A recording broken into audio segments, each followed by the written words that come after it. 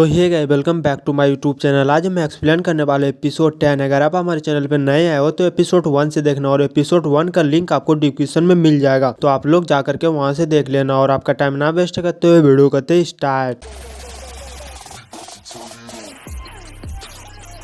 तो एपिसोड के शुरुआत में हम देखते हैं कि उधर से दूसरी लड़की आ जाती है और उनके ऊपर अपना हाथ रखती है और कहती है कि तुमसे पहले मैंने देखा है इसे। तो मिस्यू कहती है नहीं, तुमसे पहले मैंने देखा था और मैं तुम्हें ये क्यों दूं। तो वो लड़की कहती है कि तुम्हारी हिम्मत कैसे हुआ ऐसा बोलने की, तुम्हें पता है कि मैं कौन हूँ। तो मिस्यू कहती है कि अरे दोस्त, मुझे कैसे पता चलेगा कि तुम कौन हो। तो इनके बगल में जो वो लड़की होती है वो कहती है हे ऊपर वाले, इसे तो ये भी पता नहीं है कि ये लड़की कौन है। और ये बताती है कि यह क्राउन परिवार का राजकुमारी है और कहती है क्या तुम्हें राजकुमारी को नमस्ते नहीं करोगी। तो मिस्यू कहती है ओहो ये बात है, और फिर उनको हाय करती है और कहती है कि आप तो नहीं जानते होंगे कि हाय किसे कहते हैं।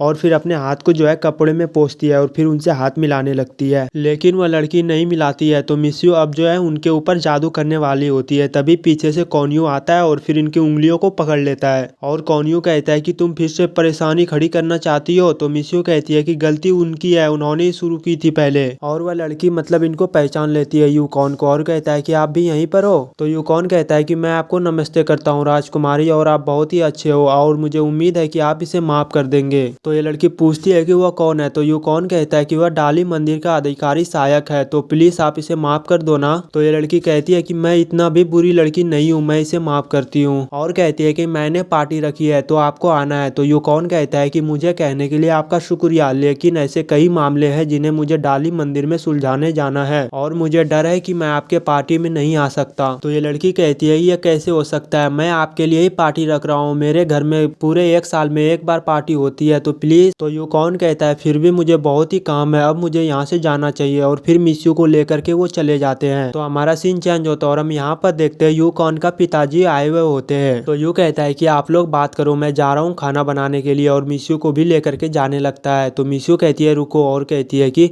वह कौन है। तो यू कहता है कि वह हमारे महोदय का पिताजी है। तो मिस्यू कहती है कि वो अपने पिताजी से मिलकर के खुश नहीं है क्या, क्योंकि यूकॉन का बहुत ही चेहरा उतरा हुआ है। तो यू कहता है कि ऐसा कोई भी बात नहीं है, उसे फिर अंदर लेकर के चला जाता है। और फिर हम यहाँ पर देखते हैं कि यह दोनों फिर बात करने लगता है एक दूसरे से। तो मिस्यू फिर चुपके से उन सब की बातें सुन रही होती है इधर से, तभी यूकॉन इनके पास आता है और कहता है कि आप यहाँ पर क्या कर रही हो। तो मिस्यू फिर छोटी सी स्माइल करती है और कहती है कि मैं यहाँ पर कुछ ढूंढ रही हूँ और मुझे वो जैसे ही मिलेगा तो मैं फिर यहाँ से चली जाऊंगी। तो यूकॉन फिर उनको खींच लेता है। तो मिस्यू फिर उसे सही से पकड़ लेती है। तो यूकॉन फिर अपने उनको छुड़वाता है और कहता है कि आप मुझसे कब तक ऐसे गले लगना चाहते हो। तो मिस्यू कहती है कि बस कुछ देर के लिए, और कहती है कि तुम पागल हो ऐसे करके बोलती है और फिर वहां से चली जाती है ये बोल करके। और हम यहाँ पर देखते हैं कि लियू की सामानों को इधर उधर ये कर रही होती है मिस्यू। तो यहाँ पर फिर लियू आती है और कहती है कि तुम ये क्या कर रहे हो, तुम मेरी चीजों को इधर उधर क्यों रख रही हो, मैंने तुम्हें कहा कि मेरे सामानों को सही करो। तो मिस्यू कहती है कि मैंने देखा कि आप बहुत ही ज्यादा व्यस्त हो, इसीलिए मैंने सिर्फ आपकी मदद करने की कोशिश किया, क्योंकि आपके कमरे में काफी ज्यादा सामान बिखरे पड़े हैं। और कहती है कि इधर आना, मैं तुम्हारा मालिश कर देती हूँ। तो लियू कहती है कि आप अचानक इतना ज्यादा प्यार क्यों दिखा रहे हैं, मुझे बताओ कि क्या बात है। तो मिस्यू कहती है मैं सिर्फ यूकॉन की माँ के बारे में जानना चाहती हूँ। तो लियू कहती है कि आप उनके बारे में क्यों जानना चाहती हो। तो मिस्यू कहती है मैं इसलिए जानना चाहता हूँ कि यूकॉन अपना घर को छोड़ करके यहाँ पर क्यों रहते हैं, क्या उनकी माँ मर गई है। तो लियू कहती है कि जो सच नहीं है तो उनके बारे में बकवास मत करा करो, और महादेव कुछ भी आपको बताना नहीं चाहते तो आप उनसे क्यों पूछते हो।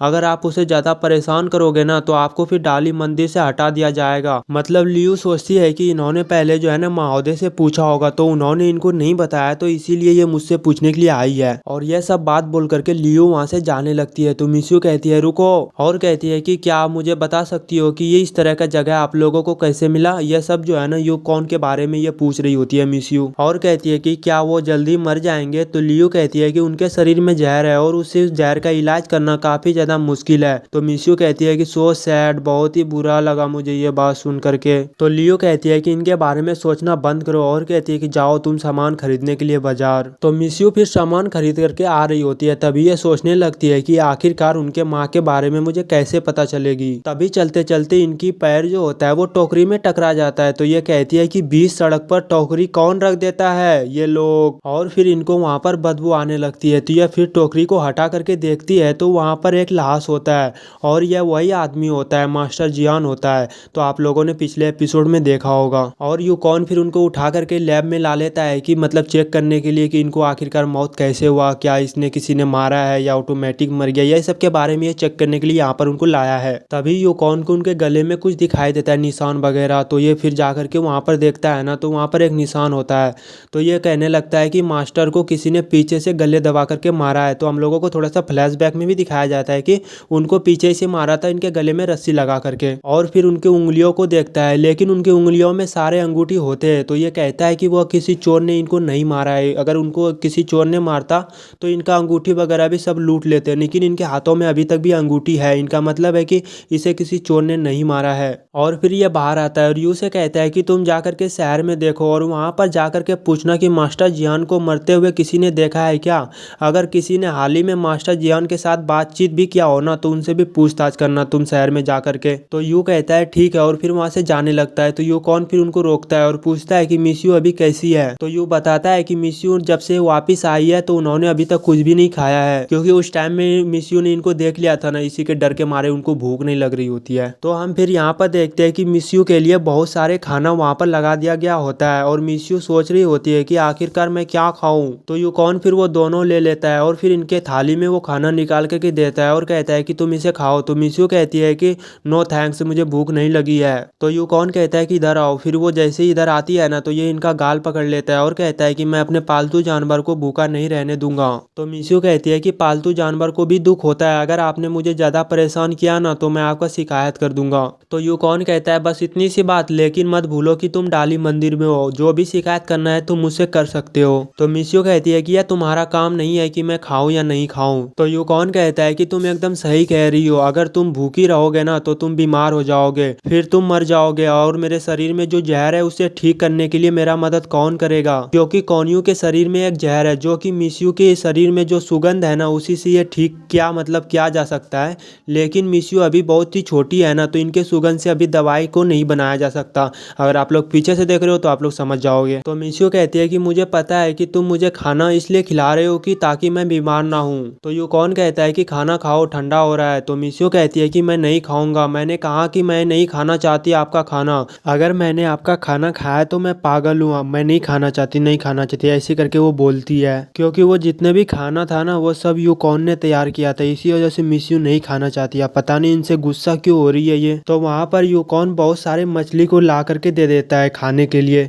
तो ये फिर जो है ना देख करके मिस्यू के मुंह में जो है पानी आने लगती है और कहती है वाह इतनी सारी मछलियाँ, और मिस्यू फिर लेने लगती है। तो यूकॉन उनको रोक लेता है और कहता है कि तुमने नहीं कहा था कि मैं तुम्हारे बने हुए हाथ का खाना नहीं खाऊंगा। और हमारा एपिसोड 10 यहीं पर ही खत्म हो जाता है। आगे का भी एपिसोड देखने के लिए आप हमारे चैनल को सब्सक्राइब कीजिए, साथ ही घंटी पे ऑल पे कर देना। अगर आप लोगों को वीडियो अच्छी लगी तो वीडियो को लाइक कर देना, एक अच्छी सी कमेंट कर देना।